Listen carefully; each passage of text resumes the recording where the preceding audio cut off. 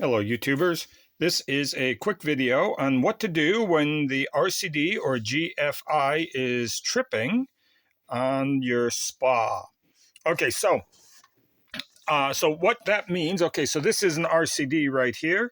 This is the RCD that is supposed to go on the end of the power cord. They can sometimes be on the end of the power cord. Sometimes they're in your electrical box, depends on local regulations. So there are two different types of RCDs. RCDs are ground fault interrupters. So a GFI, that's kind of the American system, ground fault interrupter, and an RCD, that's kind of the European system, or the Australia, New Zealand system, sometimes in Asia, and that's the residual current device. So they both basically do the same thing, is that they're looking for shorts to ground inside the device, and if there is a short to ground, then it trips the device. Now these are quite important on a spa because the electricity is leaking into the water. And the water is often, most of the time, fresh water, but your body is actually salt water. So the electricity, a small amount of electricity going through the water, well, it can actually incapacitate you inside the spa, and then you slip down beneath the water and drown, all while you're fully conscious. So let's go over the scenario. You're going along and your RCD or your GFI starts tripping. You turn on the spa, it runs for a few seconds, and then the RCD trips. And okay, so what could be the fault? Well, the fault could be wiring shorting, not all that likely. It could be the internal windings of one of the pumps. There's two pumps here. There's one in there and one down there. That small pump is the circulation pump.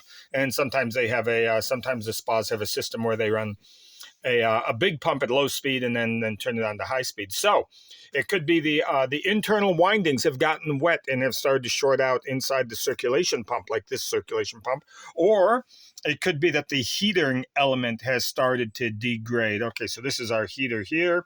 These are the wires to the heating element, and this is the heating element here.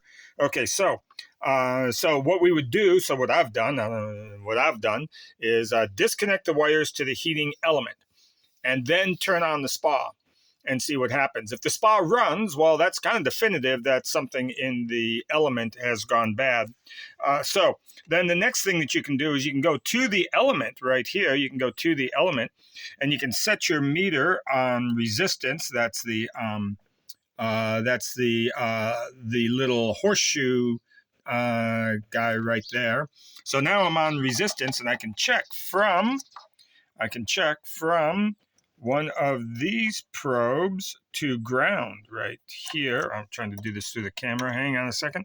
Okay, and now, and there should be no continuity at all, but look at that, my meter's jumping around.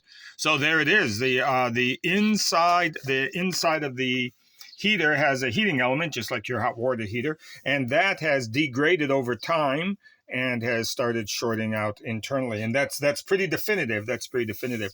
So then the question comes, do you replace the whole heating system from here to here?